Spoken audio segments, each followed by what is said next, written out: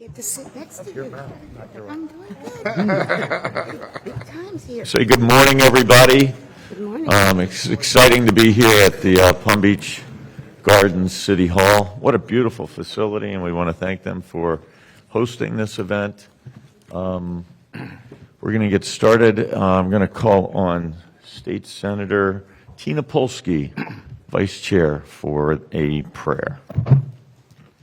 Since I don't believe in prayer at these meetings, I'm just going to say that I think we all should work towards kindness, peace, saying nice things to each other, caring for each other, and good health for all. Thank you. And I'll add respect. Thank you. If we would stand for the pledge. I pledge allegiance to the flag of the United States of America and to the republic for which it stands, one nation, under God, indivisible, with liberty and justice for all. Okay, let's see. I want to, good morning, and thanks for everybody for joining us for our joint Palm Beach County League of Cities Legislative Delegation Workshop. I want to introduce the delegation members, and I will start with, if you'll say a few words about your position, where you're from, et cetera. So, Representative Schlossberg. Thank you, Chair. Good morning. I'm Emily Schlossberg. I represent House District 91. It's Boca, Delray, and Boynton between the Turnpike and Military Trail. And with me today, I have my legislative assistant, Thomas Wilmel. Very good. Representative Roth. Good morning, everyone. I'm Representative Rick Roth, District 85, native of Palm Beach County. Welcome to my district. Palm Beach Gardens is in the heart of my 85th district, Palm Beach Gardens, North Palm Beach, Juneau, a big section of the acreage, Ibis Country Club, Country Estates, Jupiter Farms.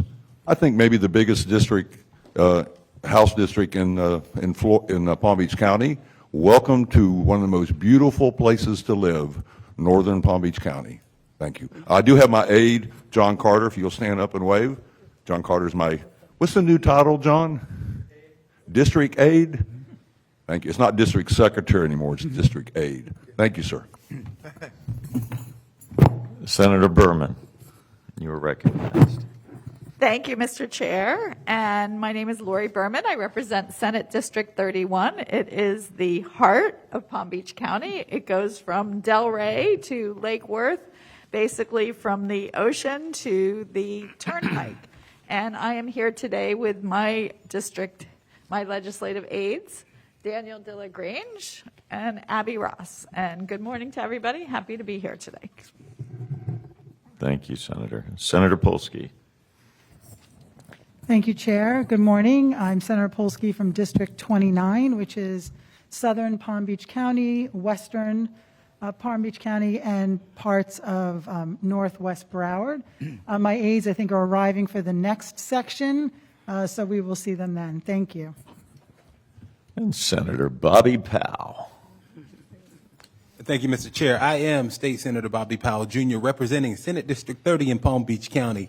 It is the northern parts of Palm Beach County, representing everywhere from the town of Palm Beach all the way up to the Martin County line, Juneau, Tequesta, Jupiter, Lake Park, the Riviera Beach, all of the great parts of Palm Beach County. I am the Senate Democratic Leader Pro Tem, as well as the Chairman of the Florida Legislative Black Caucus. Here with me today is my illustrious staff. I like to believe the greatest staff on this side of heaven. Attorney Diane Andre, please raise your hand. And Attorney Kirsty Miles, please raise your hand. Thank you very kindly. Thank you, Senator. I always enjoy your charismatic introductions.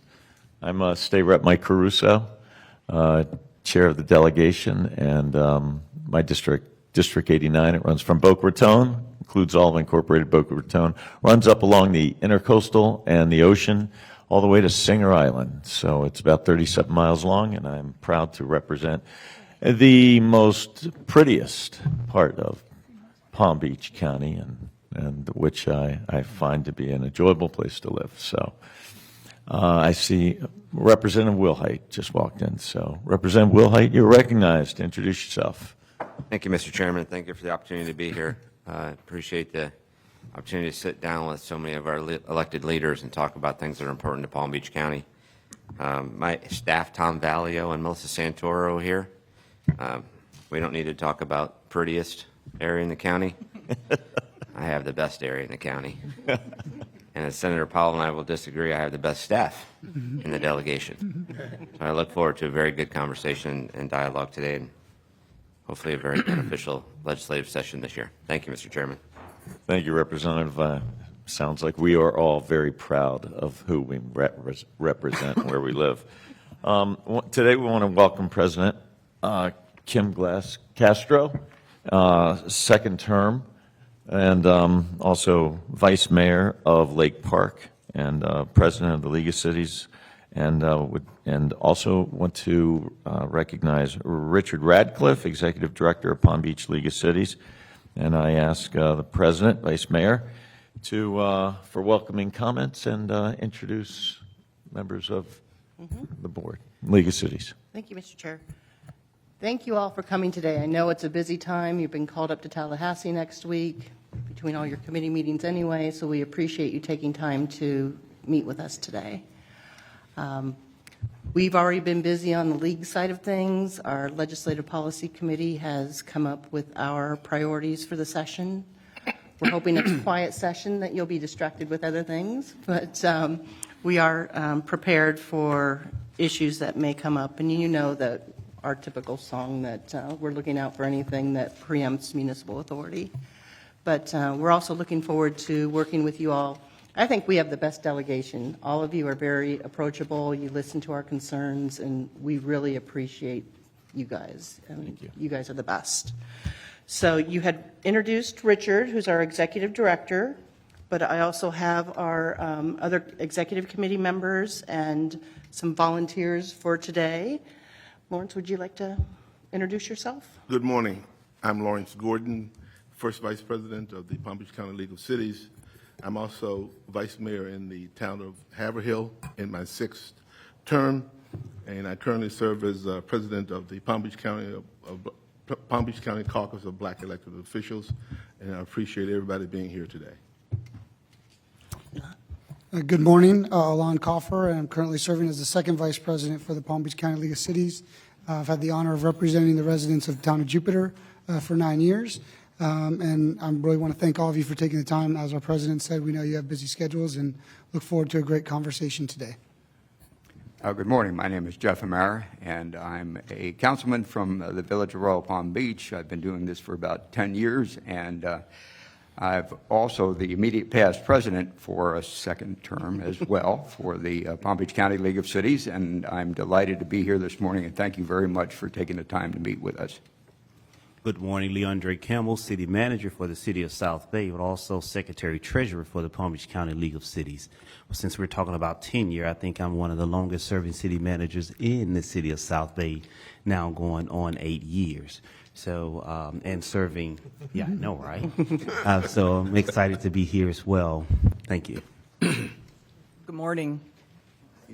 My name is Lori Laveria. I'm the city manager with Boynton Beach. I've been with Boynton Beach for about 15 years and have served as their city manager for close to 9. I will say we are in several of your districts, and yes, we have a beautiful community too, and we really do thank you for your partnership and your service. Ditto to what Kim said, very approachable. I have everybody's contact information and never hesitate to reach out, so we appreciate that. Thank you. Good morning, all. I'm Shirley Johnson, and I am the Vice Mayor of the City of Delray Beach. I am most honored to be amongst the power brokers of the great state of Florida, and I'm serving as District 4 at with the Palm Beach League of Cities. Thank you very much. Thank you. So at this time, I will turn the meeting over to Madam President. Mr. Chair, before you get started, just a few housekeeping items. Out the door, back to the lobby to the right are the restrooms for members and staff. In this room, back in the back, there's coffee and water. And I hope we have a very decorous meeting. Executive Director, where's that coffee? In that room back. And how do we get back there? No, I'll go. I'm gonna, thank you. But thank you. Okay, great. So I will turn the gavel over to you. It's your show. Thank you. Each of us are going to summarize a policy issue that's important for us, that continues to be important this legislative session. And we hope to have some dialogue, but wanted to share our interests, our concerns while we have a couple minutes with you today. And I'll start off on a positive note. So I'm pleased to share that we have a proposed bill, Senate Bill 512 by Senator Burgess, and its identical companion, House Bill 325, which is sponsored by Fisher. And this bill, it proposes changes to short-term rentals that are almost acceptable to us. Good to hear. So we're optimistic that we'll be able to support this legislation this session with a few tweaks and clarifications, and I'd like to share these with you. As you know, cities have asked for the ability to partner with DBPR, who does not have the staff and resources to adequately monitor vacation rentals. This proposed bill provides that local governments can adopt a local government registration program. So this registration program is important because it gives us direct contact information for the property owner or property manager, so that in the middle of the night, if there's a wild party, we can reach someone and we don't have to go through typical code enforcement process, which is sending a letter, certified mail, to the property owner, and it takes several months to take any action. The proposed bill also allows cities to require a copy of the state license, so we can monitor that short-term rentals are obtaining the state license from DBPR and that they're registering with the Department of Revenue for payment of bed taxes. The bill does not currently include a mechanism for cities to enforce allowances of the local registration program. It falls short currently, so we'll be working with sponsors to include language to allow cities to impose penalties for noncompliance. We also feel that the bill doesn't adequately address life safety standards. For example, it doesn't currently provide provisions that we can verify that a rental home septic system is adequate operational for the rental. And the bill doesn't currently mention our city's occupancy regulations.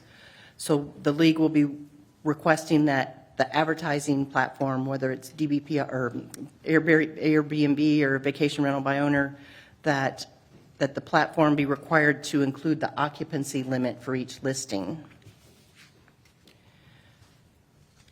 So we will be seeking modifications to the bills, but we feel that it's heading in the right direction. We're off to a good start, and we are willing to take on more responsibilities, so we hope you'll be supportive of our requested modifications.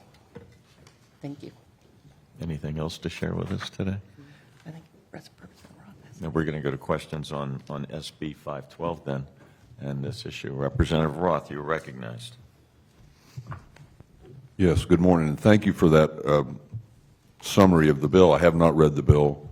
My concern, maybe you can answer this question, my concern has always been first, at least first, that we make sure that Palm Beach County receives all the revenue and, sales tax and all that, because we've had this issue for several years now. My good friend, Representative Fisher, has been promoting this for several years, and I think back in 2018, Palm Beach County received like $52 million worth of bed tax revenue, and we want to make sure at the very, very minimum that our Palm Beach County tax collector is happy with this bill. So do you have any comments on that? Right. I don't know if it addresses all of their concerns, so that's a good point, too, that we should reach out to them and make sure that anything that we're advocating, that we include their interests also. That's a good point. And I have other questions, but I'll save it till later. Thank you. Any other questions? Members? If not, then we'll turn to Ms. Johnson. Thank you very much. My contribution this morning is to address the communications services tax reform. Our priority statement is that the Florida League of Cities supports reforming the communications services tax in a manner that is revenue neutral, provides for a broad and equitable tax base, provides for enhanced stability and reliability of an important revenue source for municipalities, and provides for a uniform taxing method. Reform should promote a competitively neutral tax policy that will free consumers to choose a provider on tax-neutral considerations. This reform should free consumers to choose a provider based on tax-neutral considerations. Thank you. Thank you. Any questions, members? And then we'll turn to Mr. Camel next. Again, good morning. A little bit about economic development. Economic development takes its own shape depending upon your community. It could be horizontal or it could be vertical. However, there are many different agencies in the state of Florida that's focused on economic development, but there are three things we need to ensure that all these agencies are looking into. One, incentives for distressed areas, increased flexibility for municipalities to enter public-private partnerships, and thirdly, offer incentives that maximize economic development for retention, expansion, and attraction that build economic resiliency in those communities that is economic development will impact. So again, we're asking for support in economic development areas that would do those three things throughout the state. Thank you. Any questions, members? Secretary Kemmel, I've got a question for you. I just wanted to, you mentioned that economic incentives for distressed areas, and if you could kind of elaborate on what your thoughts are on that area, and if you could also address economic development with regards to gentrification. Sure. It is I'm going to take the gentrification last. Economic development in distressed areas, well, I got to have a conversation about them both, because distressed areas, if it's distressed and then once you begin economic development in it, you may start having gentrification that's going to have an impact. So you see the smile on my face at this moment simply because I have this conversation on a regular basis. Because once improvements happen, you have a taxation issue. It could be an issue or it could be a positive thing. So how do you make that development occur at the same time while maintaining the lifestyle that that resident or that community is comfortable with? That's where you get the incentives that come into the state. Now, how do you incentivize? You have the conversations with the companies that's coming into the community. So we attract the businesses, and the state of Florida is good at attracting businesses. We also have to be careful how we release or ask for incentives coming into specific communities. So that's where you, as the elected officials at the state, must give some authority to the local officials to have that conversation with those companies that's coming into the community so that we are able to balance the gentrification that may occur and not just have one of those fun terms, unfunded mandate, thrown down at us so that we are able to still meet the needs of the community. I'm not sure if I fully answered your question, but it is a balance between local officials, the local and the state officials working to still improve the community at the same time, not negatively impacting the community. One, if we're going to have improvements, or we're going to have that mother, that parent make a decision on vitamins or bread or taxes. Well, it's certainly a challenge to balance the two, and I would think at the local level we're probably more capable of handling that challenge. So, thank you. You're welcome. Can I make a comment too? Yes. You are recognized, sir. Yes, thank you for those suggestions about how we can work together, the state and local municipalities for economic development. I think we all agree, being representatives of Palm Beach County, that it's a whole county's best interest that we work together on economic development, on redevelopment on the east side, east of I-95. Planned development over in the western communities, which would be my district, rural Loxahatchee, and then also out in the Glades, because if we can all work together to promote economic development that keeps our lifestyle, as you said, I think it just does great things for our whole county. It takes some of the pressure off of Palm Beach County government for having to do some of the things it does to help the Glades. So we need to all work together, so thank you. You're welcome. Madam President, continue. Next, we have Ms. Leverrier. Thank you. Get to talk about the A word, annexation. You hear me? It's always, I wish Representative Casella was here, because I have a fun story. When he first came on the city commission, and he was working closely with Cobra, and we were talking. He's like, "We got to get going on. Let's get some annexation going." And I'm like, "All right, well, let's just let's go slow. Let's be careful." Within he made one comment at a commission meeting. 2 days later, Cobra's on the phone. "You need to come out and meet with us," and the whole thing.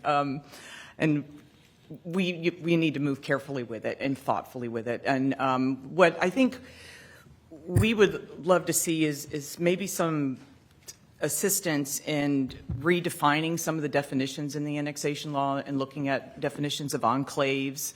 Part of the law calls for occupants to be the voters on whether an annexation occurs. So you could literally have a community where somebody owns a rental community, but the renters and the occupants are the ones that would actually vote whether or not an annexation would occur or not versus the property owner, which is a little bit strange.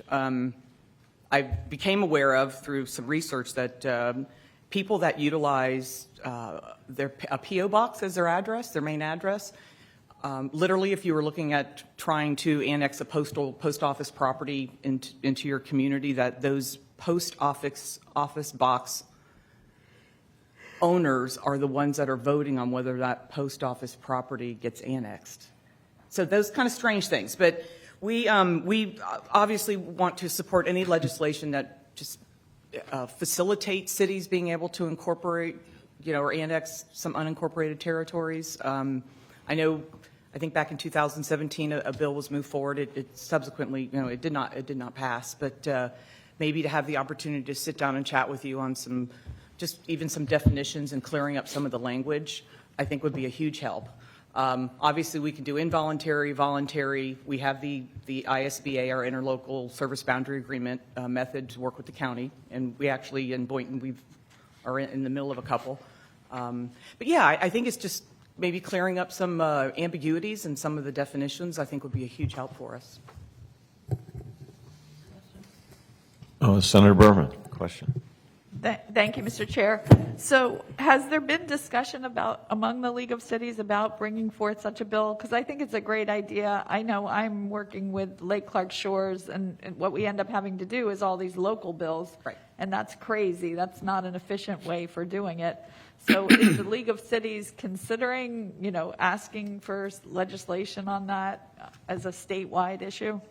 It's something I know I'll be discussing with the board. We can certainly have that discussion. I know we'll have representation on the policy committee, state, and have some input. That's something I would certainly bring back, because I think it might be time to try again.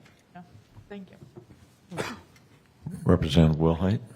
Thank you, Mr. Chairman. And I appreciate your comments, more specifically, a couple of things you said in there about slow, thoughtful, methodical, about how annexations happen, because as many cities have to plan for future things and fund and budget for future things, the areas where you're annexing have already put those things in place. And so those taxpayers that have already been in that potential annexation area have already paid for some of that potential essential services, growth, development, roads, sewers, water, those different things. So I like to hear you say that. I would like to see some more specific things when you say it's, and it just says support legislation that facilitates municipal annexation on unincorporated areas. I think to some extent it's already fairly easy and it's already written in statute. So I'd like to see where there's something more that you're supporting, something that helps facilitate it even easier. Okay. But I do think that voters should have a choice as well. Absolutely. Obviously there's a topic of happening locally amongst us. But this has been going on for many years. And I think the area that really bothers me the most is where there is, and you mentioned the word enclave, but I'll mention another thing that's been said, cherry picking. Mm-hmm. You can't just take the good areas, you take all the areas. You can't leave areas behind for someone else, because those residents in that left area behind still need the services that they needed today that they'll need tomorrow. And so I think when you talk about annexations, there can't create enclaves, you can't create fingers or hands or wraparounds or all those different things where we leave little areas that we don't want to serve because the area of the tax base may not be as good, or there may really truly need some investment into that area that now keeps those blighted areas or keeps people in those areas down that don't benefit from that annexation. So I'd like to hear you say that methodical and slow and talk about it and understand that everybody has to have a say in this. And I know you talked a little, just in time, Mr. Chairman, a little bit about how the occupant has a vote. But the owner may be somewhere else that doesn't have any idea of what's going on, but the person that lives there that is actually occupying it is having to deal with the essential service needs, the transportation, the water, the sewer, all those things that they may be involved in, actively engaged on, but it also potentially could involve their rent. Because if something happens with the cost or increased taxes or anything, that owner that lives there potentially is going to pay more and may be pushed out of that rental unit. So the person that lives there that's occupying it does have a stake in the game, because their bottom dollar is what they're paying every month to live there. So there is an aspect there, but I do understand your concerns strongly about how someone that maybe doesn't really have a stake in the game has a vote, but they actually do. So I like the idea of you thinking about methodical and slow and thinking about all these issues. Thank you, Mr. Chairman. Representative Roth, you're recognized. Thank you. Yes, again, thank you for bringing up this issue of annexation. I'm obviously dealing with a bill with Lake Clark Shores, but following off of the good remarks by Representative Wilhite, I think it's all important for us to understand, if you live in a certain locale, it doesn't matter whether you're a renter or an owner. What matters is that you're a registered voter. If you're a registered voter and you live in that apartment, of course you get to vote on what's going on in your city. It's just, it's common sense. So thank you. Thank you. Moving on. Vice Mayor Gordon? Good morning again. I think there's kind of a general consensus that we have a real challenge in Palm Beach County when it comes to affordable housing. There may be some little variances here and there, but the median price, the last number that I saw, the median price is currently about $500,000. That's a lot of money for most working people. And what we're finding is happening is that housing is becoming unaffordable for many of our working professionals, teachers, young firemen, young policemen, et cetera, et cetera. And obviously, we need these kind of people to be thriving in order to have a positive living situation in Palm Beach County. Realtors are now indicating that we have approximately a 1.5 month supply of houses on the market, and that's just not a positive situation. Generally, it's viewed as being healthy if you have about 6-7 months supply, and that's not where we are. Additionally, the average rent in Palm Beach County is almost $1,900 a month, and that's for an apartment that's about 900 square feet. That's an awful lot of money, and it's unaffordable for many working people, especially people who are in the hospitality arena. And Florida, not only Palm Beach County, but Florida thrives on the hospitality industry. And as it goes, so goes the state of Florida and Palm Beach County. And we're continuing to grow every day. So this problem isn't going to go away. So it puts the burden on us to come up with a way to generate more affordable housing. And we're asking that that we all take a look at this and try and come up with an answer to, for example, in the rental market, we have lots of workers paying more than 50% of their monthly income just for rent. And I think the suggested average is about a third to maintain a healthy lifestyle. So clearly we have a lot of challenges here that we need to deal with. And the League of Cities asks that you support legislation that requires that all money from the Sadowski Fund be used only for affordable housing programs targeted to meet the needs of workforce housing, including low income, very low income, and disabled persons for both home ownership and rental unit availability. We're asking for your assistance, and hopefully we can all go forward. All right. Any questions, members? No. Representative Roth. Chair, I was waiting to see if anybody else had a question, but I'll go ahead. Thank you, Mr. Gordon, for those kind remarks. I do hope that a good amount of League of Cities members are going to be attending for Palm Beach County Days in Tallahassee. And Mr. Gordon, to your remarks, I would recommend that you contact my office and we work together to see which representatives and even senators you should go visit. The affordable housing issue is a top issue. We all saw the joint press conference of the Speaker and the Senate President meeting with real estate people that decided not to do a constitutional amendment having to do with affordable housing.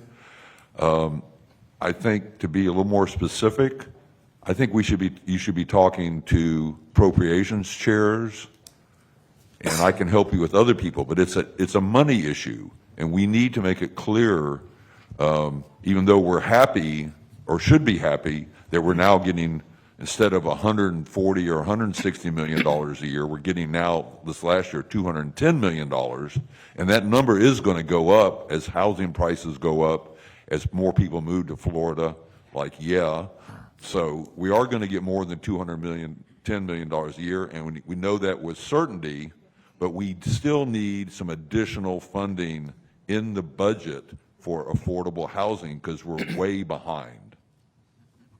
Absolutely. I mean, I've lived in the town of Haverhill since 1996, so we're talking roughly 25 years, and we're just west of the airport. Just when you cross Military Trail, you're in the town of Haverhill, and I never thought that I would see a house sell in Haverhill for $600,000 in 2 days.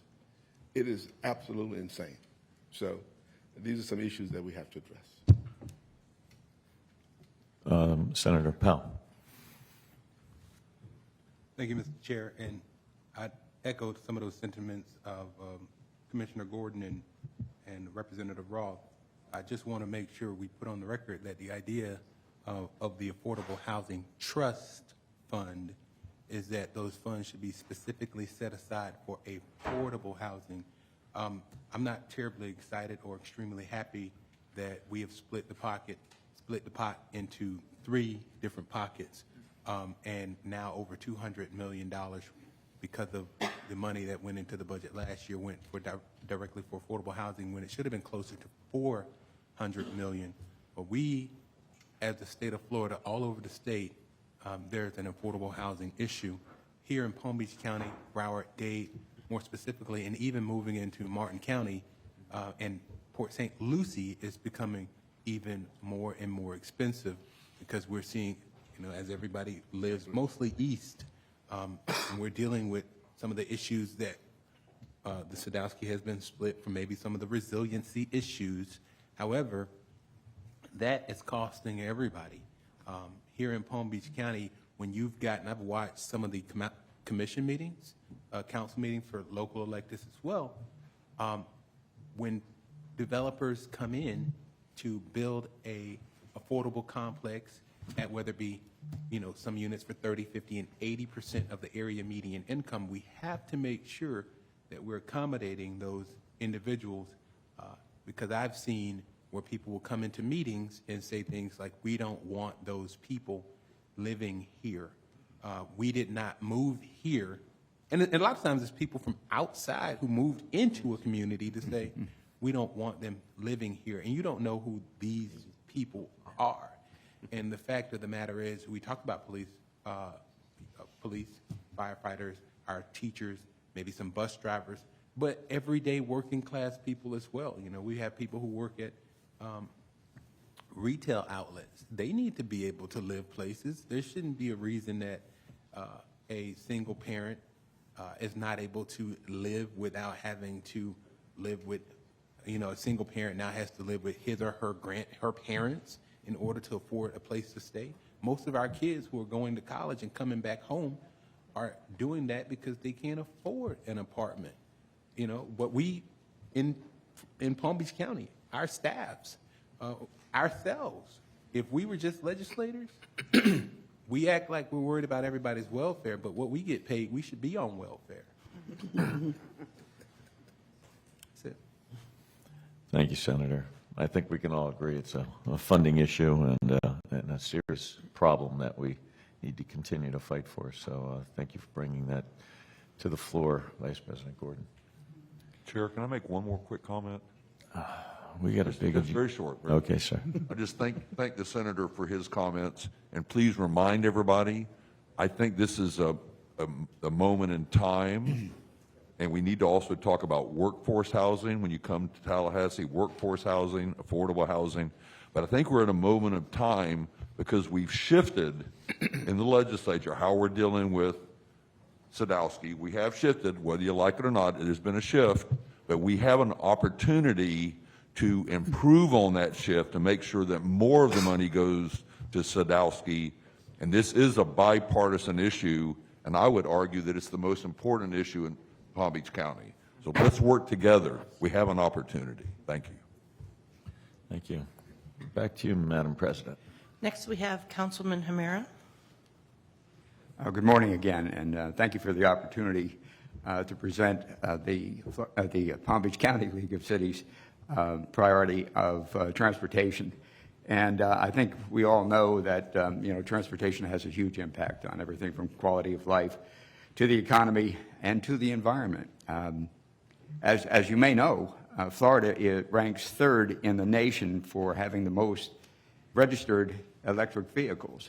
We're at over 78,000 vehicles right now, and as technology continues to improve and become more affordable, particularly the batteries, the EV costs will drop and will actually reach parity, it's estimated, with conventionally fueled passenger vehicles by 2025. That's less than 4 years from now. You'll be able to get out and buy an EV at about the same price that you can buy a regular passenger vehicle. It's also estimated that the annual operating costs of EVs will be less than conventionally fueled counterparts if you consider all things. And of course, there are no carbon dioxide emissions given off into our air, so our environment is protected. And it was interesting because I attended a transportation meeting the other day, and the presenter said, as with any major shift, and this is a major shift certainly in transportation, there's always an elephant in a room. And the elephant tends to be both the funding mechanism for new technology, but also the development of the infrastructure to support it. He suggested that we put together a council that would actually provide a framework and gain collaboration among different stakeholders like FP&L, shopping centers, and the cities. But whether or not we have such a council, concerns like EVs not paying their fair share for road maintenance, the detail challenging the actual establishment of a viable, sustainable, accessible EV infrastructure outside of homes, and then also opportunities for public-private partnerships will need to be addressed one way or another. He also mentioned that the cities have an opportunity to kind of set a great example here and maybe provide some insights into cost benefits and lessons learned by establishing a plan to actually replace their conventionally fueled vehicle fleet with EVs. So one of the pieces of good news that I wanted to share with you all, and I'm sure you probably know this, that some of the municipalities in Palm Beach County are already stepping in that direction. They have near-term plans to replace their conventional fleet with EV vehicles. And in order to do that, of course, they've got to have charging stations available and that type of thing. So there's movement in that direction. In fact, I have a copy of an ordinance that actually provides guidelines and requirements in both public and private locations from Royal Palm that I'd be glad to share with folks. So we're moving in that direction. So our transportation policy for 2022 actually is as follows. The League supports legislation directing Florida Department of Transportation to establish a grant program to provide financial assistance for installation of publicly available electric vehicle charging infrastructure on both public and private property. The League also supports legislation providing technical assistance for the development and adoption of local and regional plans for charging infrastructure and the associated equipment. And of course, the actual formal title that you will see for our transportation priority is transportation funding. So the League also supports, as one of the other elements, identifying additional transportation revenue to support innovative and transit projects to meet the surging demands that we're seeing with the surge of folks coming down here. Somebody told me the other day, you know, before the pandemic, we were at about 900 people per day becoming residents of Florida. Their estimate was 1,200 per day. And just my sense of watching folks come here and watching the price of homes and other indicators, that is probably true. So one of the considerations that I did want to leave also is, so with additional funding, and of course we've seen this bipartisan infrastructure deal, as it's called, which I love the way the federal government comes up with these cool things. So it's called BID. So inside that infrastructure bill is about $8 billion supporting EV infrastructure. So there's money going to be available, and of course, the key is making the best use of that money. And this is where we, I think, get a lot of benefit from our MPOs, and in Palm Beach County's case, of course, that's our Transportation Planning Agency. And in order to really optimize the use of those dollars, they need to have the funding flexibility to be able to put roadway improvement projects on about the same level as transit projects. And right now, statutes don't allow that. So that would be one area worthwhile taking a look at.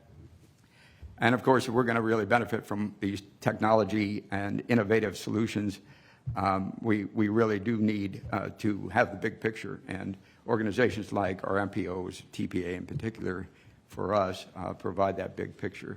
So I thank you once again for the opportunity to present the transportation priority. Thank you, Vice President O'Mara. Any questions? Representative Wilhite. Just a comment, a little levity. I'd say that the cities are already moving in the direction of supporting EV technology, considering it seems like they always get the best prime parking spots in the parking lot where the charging stations are located. So true. And yes, Representative Roth. I am worried about the time, Chair, so I'll make it brief. I do sit on a committee. We did have the Florida Department of Transportation come talk to us in Tallahassee last week, and they are very much, to my surprise, really developing plans for more electric vehicles, which in a way sounds counterintuitive. So I want to suggest to this League of Cities, let's work together, because Florida is a great place to promote electric vehicles. A, because we have warmer temperatures and batteries function better, but B, also because we use a lot of our production of electricity in Florida is natural gas, and that's also a benefit to our environment. I think we should be saying, whether it's be a city location, an FP&L location, a hotel location where we're putting these charging stations, can't we move towards a credit card process so that you can, and I'm also going to advocate that you maybe charge a 5% tax, which would be a DOT tax, to pay for the cities. Let's come up with a number that is similar to the cost of gasoline taxes, because I think that will spur the state of Florida to go faster in this direction. So thank you for your policy. Any other questions? I think, as we move towards being an EV state, we need to also consider the sustainable support of our roadway system. And what the recommendation that Representative Roth is stating is it's a pretty good idea. It's a consideration. So we got to figure out a way to maintain our roads as we move to 100% EV down the road, probably, 10, 15 years. So, Madam President. Mr. Chair? Oh, yes, sir. Senator Powell. Just want to confirm that Representative Roth just recommended additional taxes. It's a user fee. Semantics. Next, we have Vice Mayor Coffer. Thank you. And this legislative priority really stems around tree protection, and it kind of stems from some legislation that was passed in 2019. Really quick background: in the wake of several hurricanes that caused extensive damage to vegetation, the legislature passed a bill intended to provide residential homeowners some additional flexibility to address hazards to their homes caused by storm-damaged trees, and well-intended, to obviously address that situation. The Florida statute section specifically is 163.045, and it exempts homeowners from obtaining prior authorization from local governments before pruning or removing these immediate hazards. And really what the goal of our current priority this year is to close some loopholes and create standards in the current law exemptions from these ordinances that have caused litigation and abuses, including the clear cutting of land pre-development and the removal of healthy trees that present little, if any, risk to persons or structures.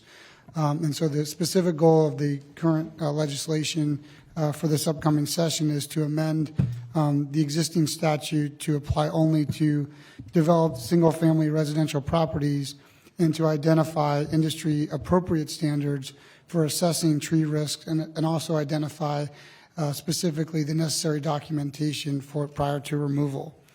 To provide a couple specific key issues with the statute, and I apologize since I am an attorney, I kind of get in the weeds into some of these definitions.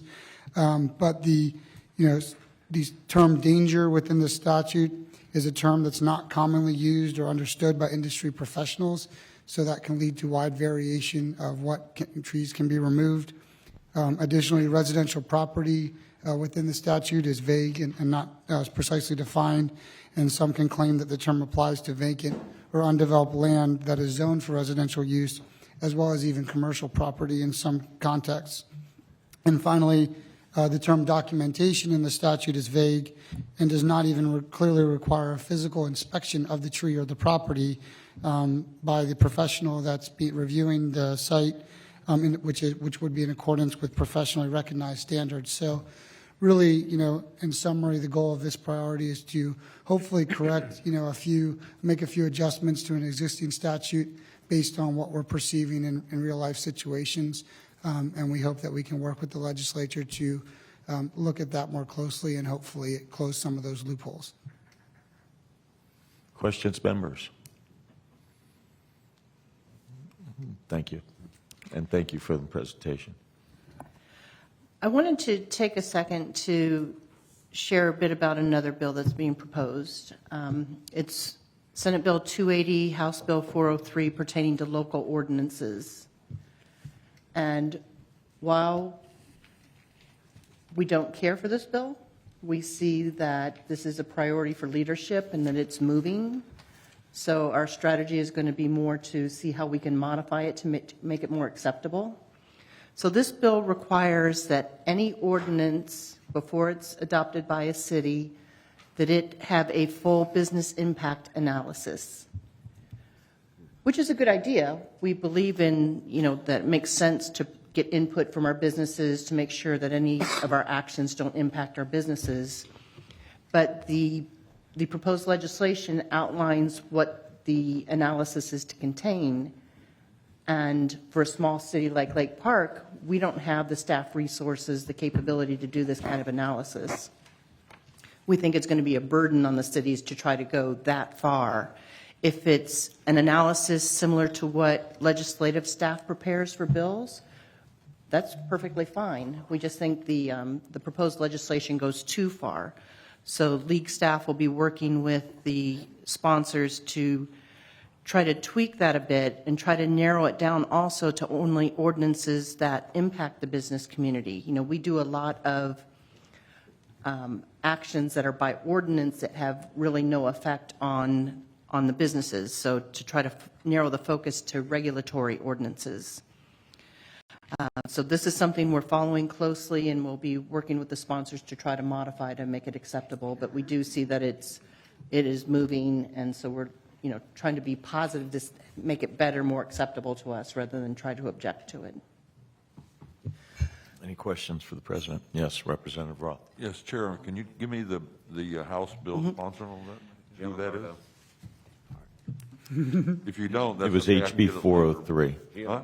HB 403. Yeah. 403, but I'm saying 403. who is the bill? How do you say it? Giambardo Lombardo. Okay, thank you. and Hudson on the Senate side. But we'd like to hear from you. What's important to you? What can we help you do? Well, we open that up to the members. Well, I have a comment.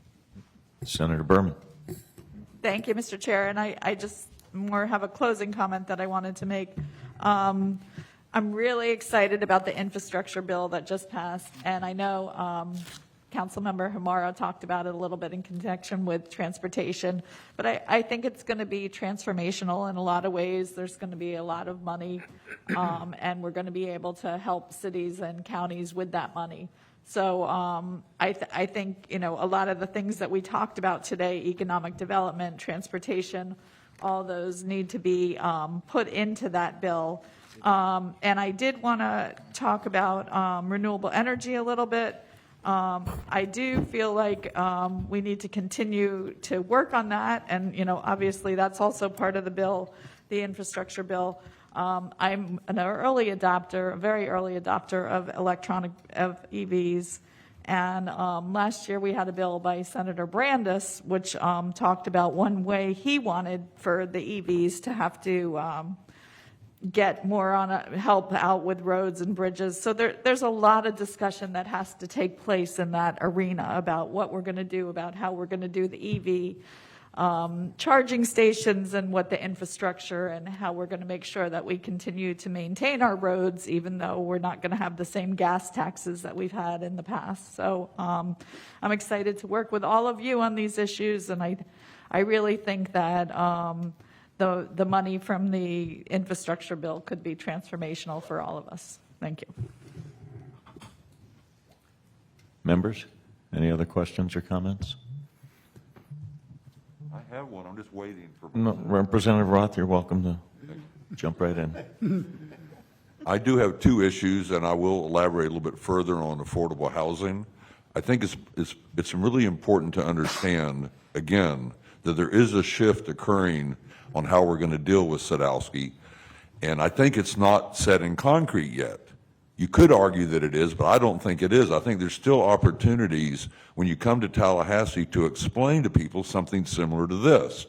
We like that you're cleaning up our water, wastewater. We like sea level rise resiliency because we're now getting grant dollars for our local governments to improve their prevent flooding. I have a Corbett levee project I've been working on for 5 years. I might get money because of sea level rise resiliency.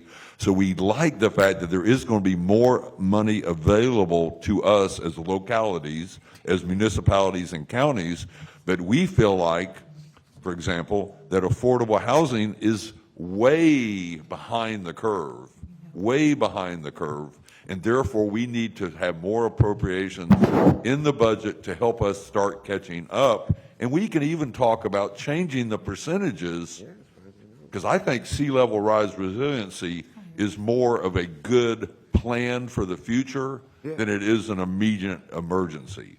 Of course, unless you live in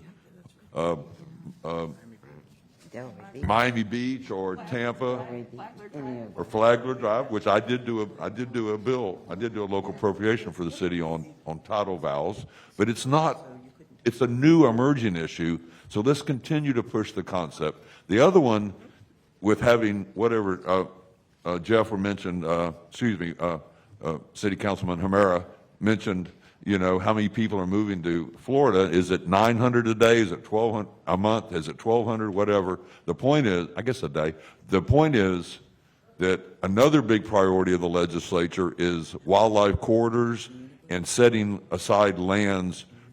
We're really in a really critical period right now where people are moving to Florida at such a pace that we could have urban sprawl all over the state if we don't take measures. So another issue that I'm pushing hard in an appropriation and also future legislation is Rural and Family Lands Protection Plan, Florida Forever Act. I don't see it getting passed this year, but we do need to be asking the legislature for more money for conserving lands and for buying lands that are pristine, protecting our springs, protecting our water bodies. That is still a big, big issue, and we need to get more appropriations. So that's the two things that y'all could really help me with, is to focus on those two projects, and we need to continue to spend the dollars. Thank you. Representative Wilhite. Thank you, Mr. Chairman. As your elected leaders of so many cities, of all the cities here in Palm Beach County, I have a bill filed this year that I think really goes down to helping everyday folks. When we talked about service workers and stuff, so much in technology is such a great thing nowadays, but the problem is it's leaving a lot of people behind, and that is the idea of a cashless system. So many places now, I just drove on the turnpike as of 2 days ago, they don't want to take cash anymore. There are so many people in this state that are hurting, that have difficulties, that don't have credit, that don't have a bank account, that don't have Apple Pay, a smartphone, all these other technology things that don't allow them to interact in society. And so, for instance, we just stopped any person that doesn't have a credit card or a bank account from riding on the turnpike now for the rest of the time in the state. Because how are they supposed to pay for it? And so moving around the state becomes difficult. People moving into your towns and your communities that don't have that kind of credit, don't have bank accounts, it's going to make it difficult for them. I know a lot of you use your utility payments are paid cashless, online systems. That's difficult for people. Putting those deposits down in those different areas for getting that. So I would just caution you and reminding you that when we talk about affordable housing, understand that a lot of people living in that affordable housing may not have all these other things that go along that want to spend cash in your towns, but may not be able to. Maybe they work at a cash business. So I would just bring that up to you. But one more thing I'd like to ask you as an elected body and as a state level. Yesterday, the governor announced his wastewater projects.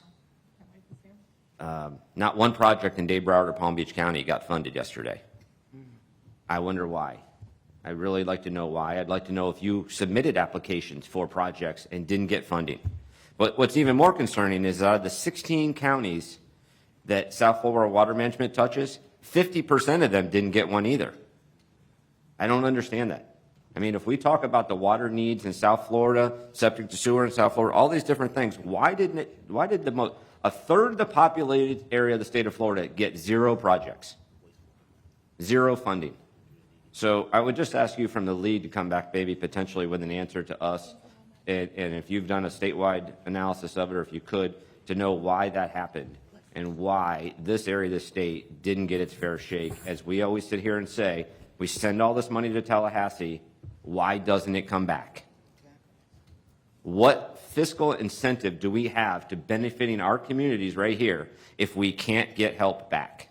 And so I would just ask if you could look into that a little bit for us and get us maybe a little analysis or data back on that of what your cities applied, who applied, what they got, and how they were funded at what percentage. Thank you, Mr. Chairman.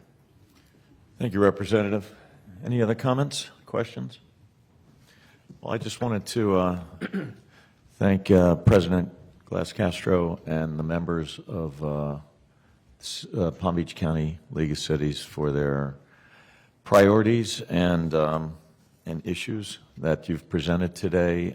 Some of the ones we haven't presented, such as opioid substance use, sober homes, are near and dear to me. I've passed 3 bills in the legislature in that arena, and I'm working on 2 more this year with Dave Ehrenberg, and also another bill on that'll continue to clean up the sober home bad actors, and also sponsoring a bill regarding Narcan use and making that more available. And then I see mental health, as one of the issues. That is probably one of the biggest issues we face today, is the lack of attention that mental health issues gets in our state. You look at insurance companies; they fund. They'll fund. Someone gets cancer, they'll fund it. $1 million of benefits, and then we look at mental health, which leads to suicide and things like that, death, just like cancer does, and we give it 30 days of funding, or cap out at $20,000 or $30,000 on a policy. It's wrong, and we need to continue to address that. And then one near and dear to my heart is septic tanks. We talk about our environment and things impacting it, and septic tanks, number one impact on our water environment. And water is critical to Florida. Clean water is critical to Florida. And I'm going to be sponsoring a bill with regards to septic tank maintenance in the state of Florida, because 80% of the septic tanks in Florida are not functioning at 100%. So I thank you for bringing that issue. If I could just state one more thing, I'd like to see this meeting moved up earlier in the year, because we are already have filed bills. Bills are, we're coming late to the game, and this meeting should really be back in September at the latest, so that we can then, you bring your priorities. We have slots. We can create the bills at that point and have time to get them into drafting.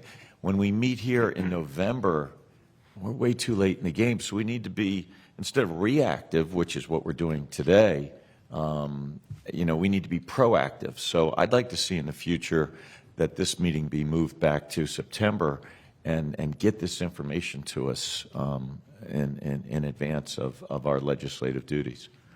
So I thank you again. If you have any closing comments. Just one other topic we didn't touch on was building safety. After the collapse in Surfside, the Palm Beach County League of Cities formed a technical committee made up of our 39 building officials. What an awesome group. They were so dedicated to exploring what we can be doing better to ensure the safety of our buildings. The group collectively came up with a recommendation that mirrors Broward County's inspection program with some tweaks for some local characteristics. But they have concerns that their building officials, they interpret the code. They are not threshold inspectors. They don't necessarily have the expertise to go in and evaluate a building and let us know if it's safe or not. So we really need some state help to provide some guidance, provide some oversight that then our building officials can help implement. But the cities don't have the expertise to be the inspectors to ensure building safety. Well, thank you for that. I'm glad you brought that up. I serve as vice chair of Pandemics and Public Emergencies Committee, which is what that type of legislation is run through first. So I'd love to get the League of Cities input and your recommendations for that, as we will be addressing that this session. So and now it's not too late for that. Anything else? Any members? Representative Roth? Chair, I just want to compliment the chair. As a farmer, as a vegetable farmer, I think of the summertime as vacation. You know, I can't go on vacation in the wintertime. I can go on vacation in the summertime. So my rule has been for like 40 years, vacation is over when they open the schools. So you open the schools in August, everybody should be back in town, right? So I would even recommend, and second what the chair is saying, we could even meet in late August. We really need to get our input as early as possible because so I thank the chair for his comments on let's do this earlier. And I know Vicky's taking notes. Well, of course, always. Wake up. Somebody nudge her. Madam President, Another year. Next year. You can't Next year. Oh, it's like next week. Okay. comment. In odd years. Thank you. Vice President Gordon. There's been a lot of talk lately about the infrastructure bill and all of the billions and billions of dollars that are going to be going to all of the communities across the country.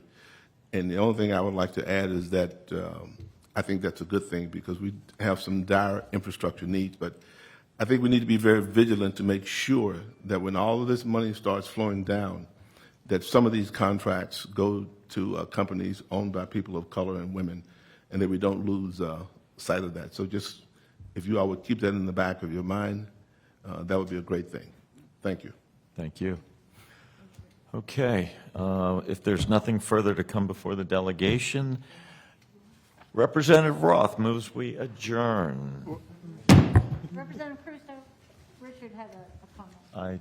Sorry about that. Just, also, we follow a process, so sometimes it's hard to meet much earlier, just because we're gathering information, and we want to make sure that we are aligned so that when we bring you something, we'll be able to get the backup from the Florida League of Cities.